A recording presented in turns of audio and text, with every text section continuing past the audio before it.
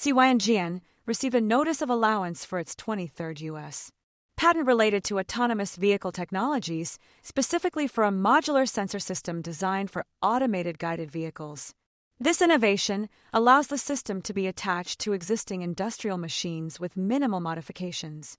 According to CEO Lior Tal, the expanding patent portfolio solidifies CYN's position as a technology leader in the autonomous vehicle sector. The company has previously been granted 22 patents, with 16 granted in 2023 and 2 in 2024, focusing on areas such as perception, navigation, and mapping. CYN's technology, DriveMod, is designed for industrial organizations and is currently available on certain vehicles, aiming to address challenges such as labor shortages and safety incidents. This year, the company has seen momentum in the automotive sector, with successful deployments of its DriveMod Tugger technology at various stages with 5 major automotive OEMs and Tier 1 suppliers across the U.S. and Mexico.